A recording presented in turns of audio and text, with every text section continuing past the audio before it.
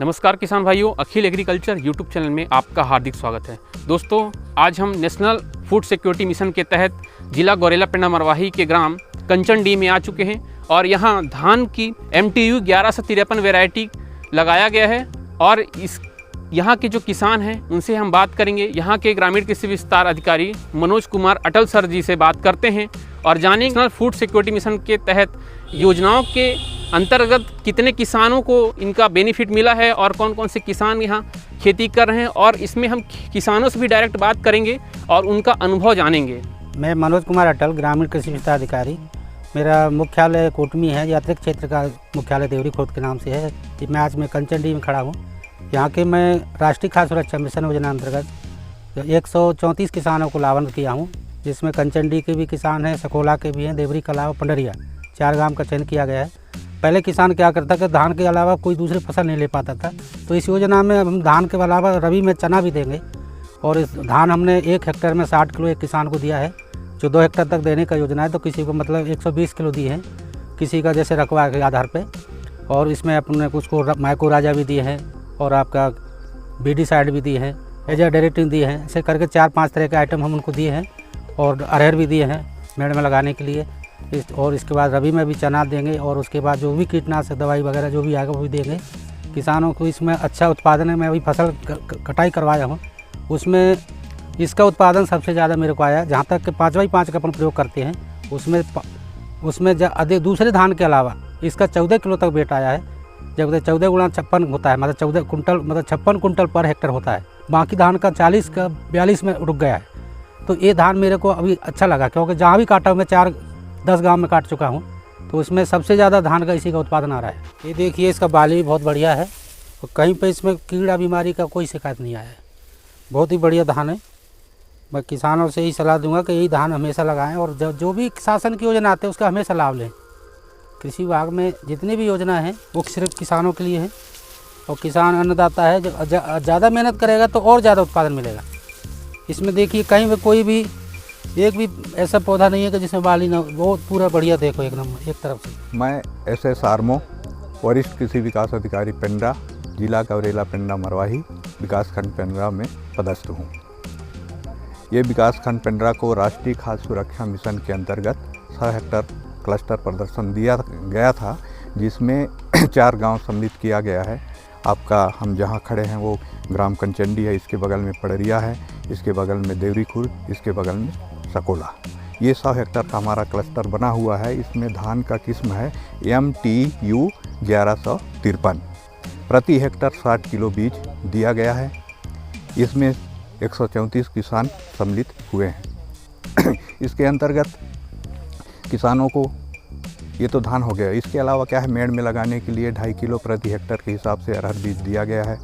आपका BD side दिया गया है, एजा डायरेक्टिन दिया गया है, जिंक EDTA दिया गया है। इसके साथ ही साथ इस योजना, जैसे राष्ट्रीय खाद्य सुरक्षा मिशन योजना के अंतर्गत तो है, लेकिन इसको हम कहते हैं राइस ग्राम। खरीफ में धान फसल और रबी में चना फसल के लिए भी बीज दिया जाएगा। इसका भी प्रावधान है कि 1500 रुपये प्रति हेक्टर बुआई या रोपाई के लिए किसानों को राशि दिया जाएगा। धन्यवाद। तो हमारे अन्नदाता कन्हैया भाई से बात करते हैं, पूछते हैं कि इस योजना के तहत आपको क्या फ़ायदा मिला है। भैया, इस योजना में अपने को क्या है, अभी ये धान काटेंगे उसके बाद चना मिलेगा। तो पूरा जो वो ये एरिया दिख रहा है जी, तो यहाँ पे 10 एकड़ का एरिया है, पूरा चना डलाएगा इसमें। अच्छा, मतलब इसके बाद आप चना खेती करेंगे। जी। अच्छा। वैरायटी 1153 जी, तो 2 हेक्टेयर में लगाया हूँ, जिसका उपज बहुत बढ़िया है। अच्छा, और ये योजना के तहत आपको धान का बीज मिला था। जी। आपके जो ग्रामीण कृषि विस्तार अधिकारी हैं जी, हर 15 दिन 1 महीने में आके आप लोग से मिलते हैं, सुझाव देते हैं, जानकारियाँ देते हैं कि नहीं? हाँ।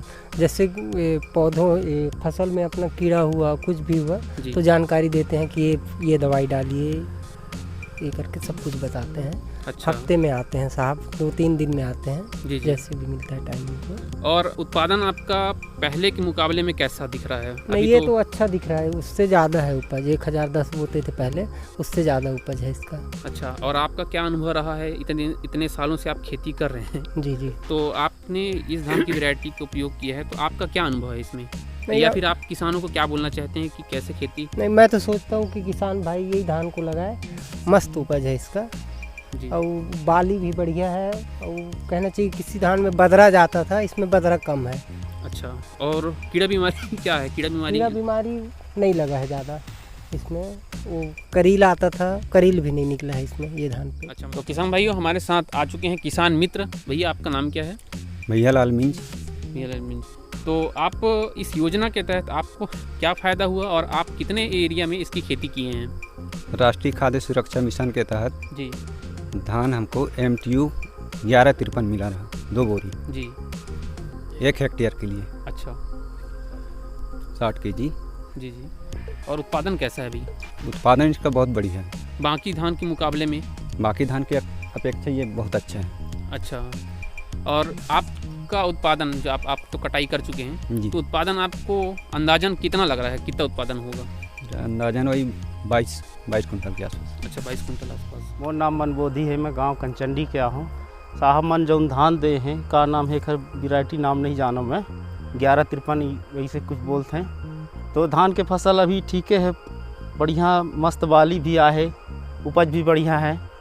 पहली धान हमन लगाते रहे देहाती धान, ओकर से बहुत अच्छा धान मिले, साहब मन दे हैं तो उपज ठीक लगत है। वैसे ये धान के मैं सब किसान भाई ला बोलत हूँ, सलाह दे चाहत हूँ, साहब मन बोलते था कि ये फसल ला जो धान दे हैं तेला एकरे खेती करें, क्योंकि एक बढ़िया उपज मस्त है। और एक बाद जो हमार खेत बचत रही से वो पूरा खाली रहत रही से, तो ये बार साहब मन बोलते हैं कि चना देव करके, तो जो खाली खेती है उसमें बढ़िया चना बोबो तो हमन ला दाल खाए का भी मिल ही, और धान के भी खेती दे बढ़िया आ गए है ना। तो ये सब चीज़ हम ला लाभ मिलत है, साहब मन दिलात है शासन की तरफ से, जो भी योजना है ओकर तहत मिलत है। तो हमार जो आर्थिक स्थिति है वहाँ कुछ तो सुधार आई यही, क्योंकि ये बार के फसल मस्त है। दे बाली भी देख लें, 1 नंबर खेती आए है, बढ़िया पहली की अपेक्षा बहुत अच्छा है। एमा का है कीड़ा उड़ा नहीं लगे है, बहुत कम है, करील लगत रही से धान में बल सुखी कई प्रकार की बीमारी। तो ये बार के फसल वैसे ठीक है, अभी साहब मन के देन है। भाइयों हमारे साथ हैं ADO sir Hemant Kashyap sir, जो आपको नेशनल फूड सिक्योरिटी मिशन राष्ट्रीय खाद्य सुरक्षा योजना के बारे में और भी जानकारी देंगे और कुछ बात बताएंगे आपको। सर, किसान भाइयों, शासन के द्वारा समय समय पर विभिन्न प्रकार के योजनाएं लाया जाता है और आवश्यकता के अनुसार मतलब योजनाओं का क्रियान्वयन करने के लिए फील्ड पे उसको किया जाता है। तो ये जो योजना है राष्ट्रीय खाद्य सुरक्षा मिशन, यानी कि कहना चाहिए कि हर व्यक्ति को भोजन उपलब्ध कराने के पर्पज़ से किसानों को आत्मनिर्भर बनाने के लिए इस योजना में किसानों को जो 2 हेक्टेयर तक मतलब अधिकतम हम क्या है कि इस योजना का फ़ायदा दिलाते हैं। तो इसमें किसानों को प्रति हेक्टेयर 60 किलो MTU 1153 धान दिया गया है, जो देखिए इधर पूरा लगा हुआ है। और कहना चाहिए इसकी जो प्रोडक्शन है अन्य धानों की अपेक्षा ज़्यादा दिख रहा है। तो इसका जो मेन उद्देश्य क्या रहता है कि खरीफ सीजन में क्या करते हैं, ज़्यादातर किसान धान की फसल लेते हैं। धान की फसल लेने के बाद पूरा जितने भी एरिया जो उसको पूरा खाली छोड़ देते हैं, तो उससे क्या होता है उसका सही यूटिलाइज़ नहीं हो पाता है। तो शासन क्या करता है कि धान के बाद पुनः किसानों को चना मतलब दलहन के रूप में, ताकि किसानों को प्रोटीन वगैरह उपलब्ध हो सके, इनका पोषण अच्छे से हो सके और ये आत्मनिर्भर बन सकें। जैसे कि आप सभी जानते हो कि किसान क्या करता है, अनाज उगा लेता है, पर जो दाल क्या करता है वो बाहर से खरीदता है। अब क्या है, जब दलहन की जब अब खेती करते हैं तो इनको क्या है कि चना का फसल भी मिल जाएगा, फिर क्या होगा इनको दलहन मिल जाएगा खाने के लिए, तो बाहर से खरीदने की ज़रूरत नहीं पड़ेगा। और धीरे धीरे क्या है कि हमारे देश का भी दलहन में क्या है ग्राफ ऊपर बढ़ते जाएगा। क्योंकि क्या है कि कहना चाहिए कि आज इतना ज़्यादा सब कुछ होने के बावजूद आज हम खाद्यान्न में आत्मनिर्भर हैं। वास्तव में जब मैं बताऊं 1950 से 51 में जब हरित क्रांति लेके आए थे तो उतना ज़्यादा मतलब उसको प्रोडक्शन बढ़ाने वाले वैरायटी को ही ये किएगा। फिर धीरे धीरे देखते गए, देखने के बाद फिर क्या करना चाहिए कि ये पूरा मतलब कहना चाहिए दलहन, उसी समय से कहना चाहिए दलहन की बहुत ही मतलब ज़्यादा कमी थी। तो क्या है अपने भारत क्या है आज खाद्यान्न में तो आत्मनिर्भर बन चुका है, लेकिन दलहन में भी आत्मनिर्भर बनाने के इसमें कहना चाहिए किसानों को राष्ट्रीय खाद्य सुरक्षा मिशन मतलब हर किसी को मतलब खाने का अधिकार मिले, हर चीज़ उसके पास उपलब्ध रहे। किसानों के पास अनाज रहता है, तिलहन जो कि अपन तेल के लिए करते हैं, दाल प्रोटीन के लिए करते हैं। ये तीनों चीज़ यदि किसान अपने पास ये रख ले तो आत्मनिर्भर अच्छे से बन सकता है। इससे फिर क्या होगा कि जो हम दलहन देते हैं उससे क्या है कि भूमि में उर्वरा शक्ति बढ़िया बनता है। जो दलहनी फसलें रहते हैं नाइट्रोजन फिक्सेशन करते हैं, भूमि की उर्वरा शक्ति बढ़ाते हैं। दूसरे साल जो किसान अभी जो धान लिया है इसी में जब चना लेगा, चना लेने के बाद पुनः अपना धान की खेती करेगा तो उसका उत्पादन बढ़ जाएगा, मतलब अलग से फर्टिलाइज़र देने की ज़रूरत नहीं पड़ेगा। तो किसान भाइयों से मैं यही कहना चाहूँगा कि आप ज़्यादा से ज़्यादा भूमि को मतलब उपयोग करिए, जितना ज़्यादा से ज़्यादा आप कर सकते हैं करिए। कहते हैं कि मतलब ज़मीन जो है कभी बंजर नहीं होता है, उसमें मेहनत करने वाले की आवश्यकता होती है। और हर चीज़ को जो आगे प्रगति की ओर लेके जाता है कहीं ना कहीं अच्छा सोच ही लेके जाता है। और जो एग्रीकल्चर है, एग्रीकल्चर में जो भी विभिन्न योजनाएं चलते हैं वो किसानों के लिए चलता है ताकि हमारा गांव, हमारा राज्य, हमारा देश आत्मनिर्भर बने। किसान भाइयों मैं ये कहना चाहूँगा कि आज हम खाद्यान्न पे आत्मनिर्भर हो चुके हैं। लगभग हमारे भारत देश का 300 मैट्रिक टन खाद्यान्न उत्पादन होता है, लेकिन दलहन में हम बहुत पीछे हैं। तो ज़्यादा से ज़्यादा हम लोग क्या करें, ज़मीन का ज़्यादा से ज़्यादा उपयोग करें और अधिक से अधिक अपना इनकम बढ़ाएं। बस मैं यही कहना चाहूँगा कि आप भूमि का ज़्यादा से ज़्यादा उपयोग करिए। कृषि विभाग द्वारा जितने भी योजनाएं संचालित होते हैं उसमें पार्टिसिपेट करिए, क्योंकि आप लोग का विशेष योगदान रहता है। किसान ही अन्नदाता है।